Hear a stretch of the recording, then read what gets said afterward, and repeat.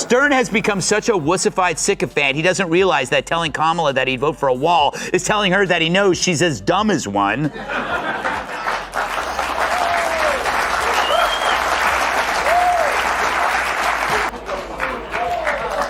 Stern got even more pathetic, wondering how she doesn't nap.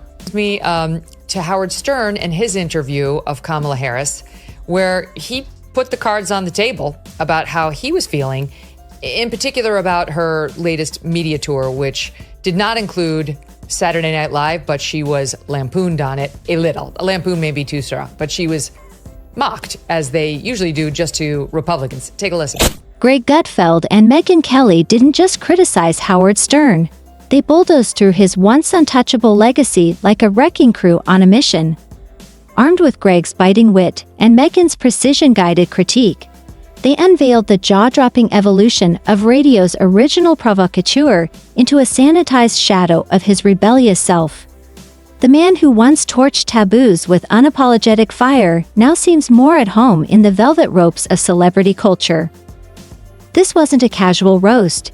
It was a full-on dismantling of the mythos, brutal and unrelenting. No sacred cows, no say-zones, and definitely no microphone left unscathed. This is what keeps me up at night. I don't understand how my fellow Americans, I don't even understand how this election is close. And yes, I'm voting for you, but I would also vote for that wall over there. When you said you don't nap, I get it, because like what you've taken on is extraordinarily difficult. And I mean, do you feel the pressure of the moment in the sense that, like when I met you out in the hall, I said, I'm really nervous because I want this to go well for you. I want it to go well for the country. Even when I watch them on Saturday Night Live with the, where they have Maya Rudolph playing you, I hate it. I don't want you being made fun. Greg Gutfeld strolled into the spotlight with that trademark sideways grin, the kind that hints at trouble brewing and secrets about to spill. But this wasn't your usual late-night riff on political absurdity or pop culture meltdowns. This time, the target was none other than Howard Stern, the self-anointed king of all media, the shock jock who once gave FCC watchdogs ulcers and had suburban moms clutching their pearls in their Aeropostale sweats. Greg didn't just roast Stern, he rewound the clock, opened the vault, and dragged out the dusty relics of rebellion long forgotten. With sharp wit and surgical precision, he held up the mirror, exposing not just how far Stern has come, but how far he's fallen from the edge he once ruled. Listening to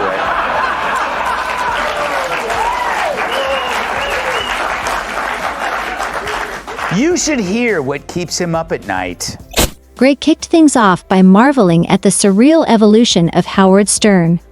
From the gritty, foul-mouthed rebel of shock radio to what he called a Botoxed, bathrobe-wrapped guru, who now sounds more like an NPR host moonlighting as a mindfulness coach.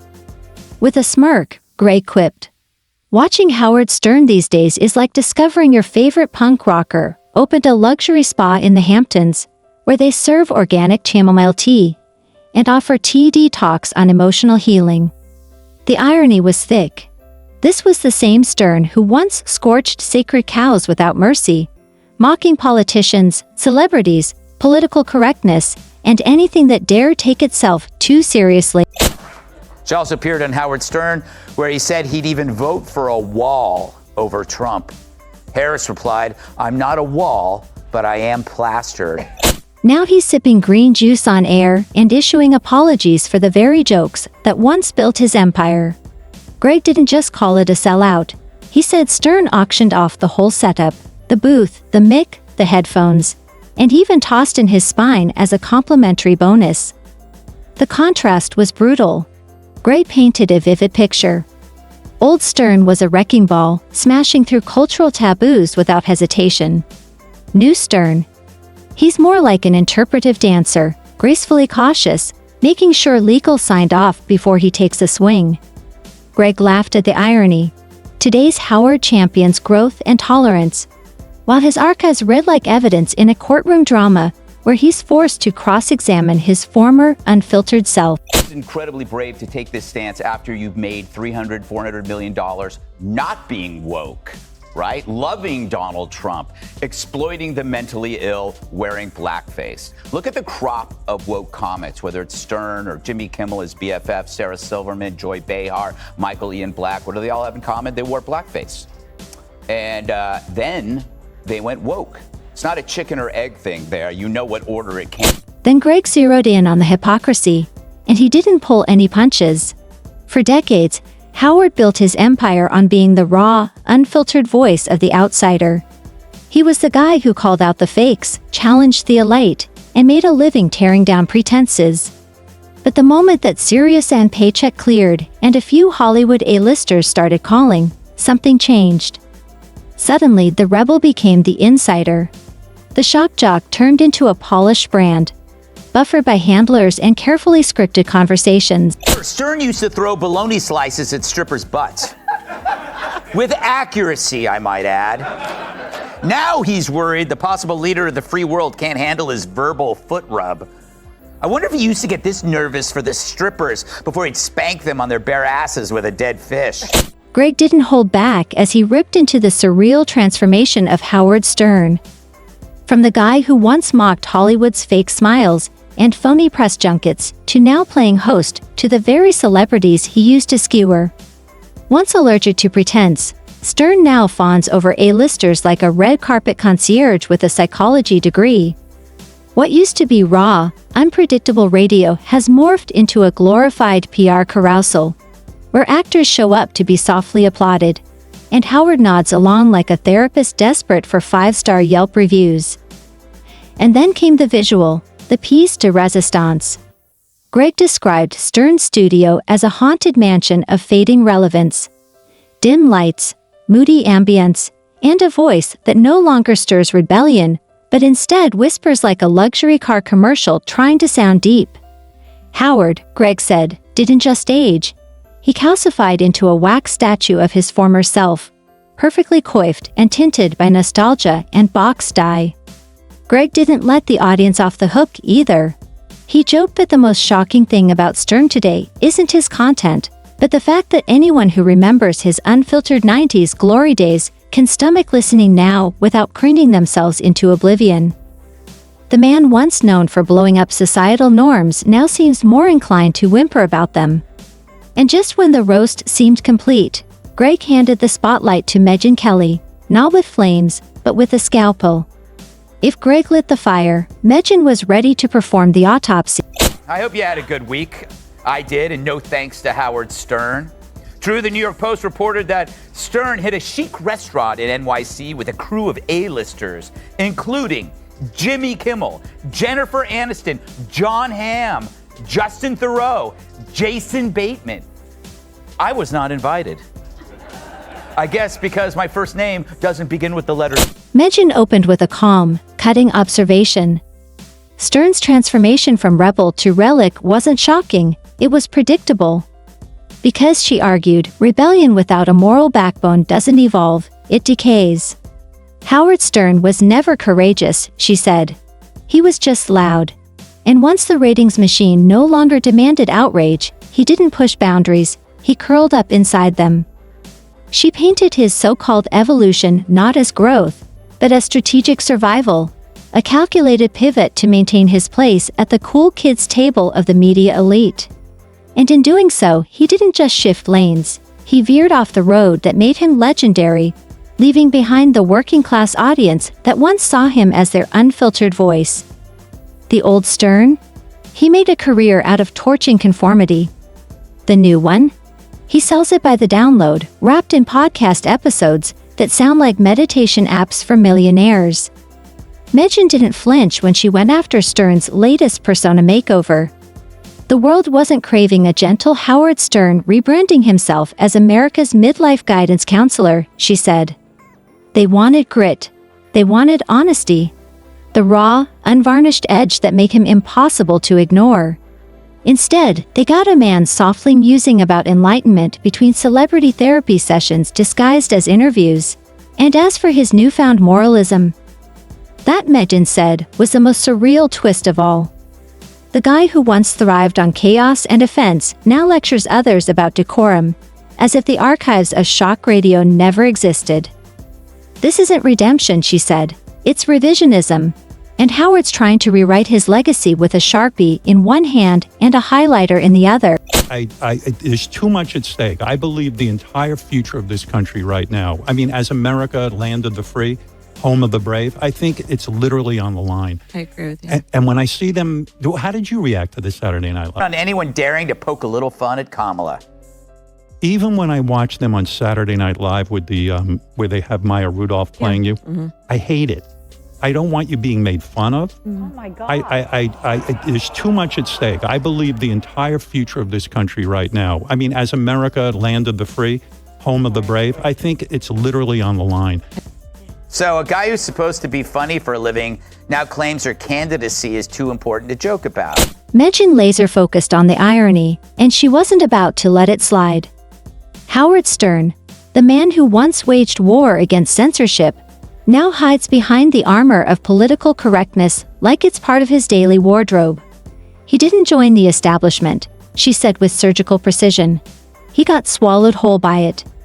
The same Howard who once mocked virtue signaling now floats proudly at the front of the parade, draped in a sash stitched with buzzwords and approval ratings. She painted a brutal contrast. The old Stern was a lion, roaring, untamed, unapologetic. The new Stern? A declawed housecat, curled up in the lap of the elite, purring for validation from the very cultural gatekeepers who once branded him a menace. This wasn't evolution, it was surrender. Then came the real gut punch. Megyn zeroed in on the contradiction of a man who still calls himself an outsider while living inside the gates of a multi-million-dollar mansion, rubbing shoulders with celebrities, and delivering moral lectures to the same average Americans he used to champion. The guy who built his legacy tearing down the walls of political correctness, she said, now spends his days erecting fences around his own privilege and calling it progress. She chuckled at Stern's awkward dance around his own past, treating his wild years like an embarrassing ex he'd rather forget, conveniently ignoring the very antics that made him iconic. But Megyn didn't let him off the hook. The old Stern built the empire, she said. The new Stern is just renting the penthouse. And she wasn't done. She called out how a man once celebrated for speaking truth to power now spends most of his airtime nodding along with it. Today's Stern doesn't sound like rebellion. He sounds like someone auditioning for a recurring seat on a CNN panel. I saw it, actually, and it was funny. I am a huge fan of Maya Rudolph's. I think she put a lot of time into doing the piece and the character. Okay, so I do think it's interesting. He's very scared. A lot of Democrats, I hear this from a lot of my Democrat friends. They're scared of Trump winning again. They're scared of In Stern's previous career that could withstand this modern witch hunt that he now embraces. So this is a form of restitution. Maybe he says, if I'm woke too, the crocodile will eat me last, but they always do eat. But I get it. He flipped from populist to elitist because now he's with elitists. He's living in the Hamptons. What would the Stern of now think of the Stern of before? Megyn's tone tightened like a scalpel as she honed in on the real tragedy of Stern's transformation. His career, she said, was once defined by the ability to provoke, not for shock alone, but to challenge comfort zones and spark uncomfortable, necessary conversations. Now, he's terrified of discomfort itself. Petrified of missteps, of being canceled, criticized, or even slightly out of rhythm with the elite culture he now courts like a prom date. She didn't hold back. Stern didn't grow, she said. He shrank. He folded himself into the plush security of money, status, and social approval, and called it progress. He still clings to the mick, but the raw edge is gone. The filter he used to mock is now stitched into every clause of his contract, woven into the soft-spoken brand he carefully curates. Then Greg jumped back in for one final jab, delivering it with a smirk. Howard Stern is like a comic who lost his punchline but refuses to stop telling the joke. Every broadcast, he said, feels like a strained attempt to be taken seriously by a world that never needed him to be serious in the first place. He painted a vivid picture of Stern's future show, less like a talk show and more like a retirement home radio hour, where guests lounge in bathrobes, sip herbal tea, and explore their feelings, all while forgetting they were once icons of chaos. The revolution Stern once shouted from rooftops? It's long gone. Megyn nodded in agreement, her voice now laced with both reflection and razor-sharp clarity. She said the real tragedy of Howard Stern wasn't that he evolved. It was that he abandoned who he was in exchange for acceptance from the very world he once mocked. He didn't gain wisdom. He simply went quiet. And not out of peace or reflection, but out of a need for permission to stay in the room, to keep his seat at the table he once flipped over just for the thrill of it. It wasn't a metamorphosis, it was a surrender, and that silence, Megyn implied, speaks louder than any shock jock tirade ever could. Together, they left the narrative door wide open, because in the world of radio legends, relevance doesn't disappear overnight. It slowly decays. And Howard Stern's might already be curling at the edges, like an expired label no one dares to peel off. Greg leaned forward one last time, unable to resist another lap around what he called the crumbling monument of Stern's former glory. But this time, his target wasn't just the fall, it was the delusion. The wildest part of the whole Stern saga, Greg said, is that he doesn't even seem to know it's happening. He's in a soundproof booth of self-delusion, still convinced he's the outsider, the provocateur, while everyone else watches him blend into the very establishment he once lit on fire for sport. Greg laughed, painting a vivid contrast. Stern used to broadcast with brass knuckles. Now, it's soft gloves and emotional whispering. Radio that pairs well with a scented candle and chamomile tea. Redefining masculinity? And why is it always the male lefties who are so desperate to get rid of masculinity entirely? It's guilt and self-preservation. Because scrape beneath the surface of any liberal male and what do you find? A creep, terrified of his priggish past. Piggish past, I mean, not priggish. What is priggish? Greg didn't hold back as he mocked the latest evolution, or devolution, of Howard Stern's content. Once a firebrand with a Mick, Stern now fills airtime with therapeutic monologues, self-help soliloquies, and spiritual ramblings that always circle back to the same theme: how misunderstood he feels. Greg, barely containing his laughter, quipped, "It's not a radio show anymore. It's an unsolicited audiobook about Howard's emotional journey, narrated by a guy trying to convince himself that trending on Twitter equals staying relevant." Then Megyn stepped in, cool, composed, and deadly precise. Her tone never rose, but the impact landed like a punch to the ribs. "What's truly disappointing," she said, "isn't that Howard changed. It's how he changed. He had the platform, the voice, and the nerve to challenge everything, to be the guy who asked the questions others were too afraid to whisper. But now, he doesn't question anything. Not because he's found peace, but because he's terrified of losing his place at the table he once flipped for fun." She called it what it was: a slow fade into conformity. The man who once defined defiance now defines himself by how carefully he toes the cultural line. Not out of belief, but out of fear. Fear of being left behind. Of becoming obsolete. Megyn didn't say growth was the problem. "You don't have to apologize for maturing," she said. "But pretending growth means erasing your past, pretending you were never that guy, that's not wisdom. That's cowardice. And when your entire brand was built on brutal honesty, trading that in for applause isn't reinvention, it's betrayal."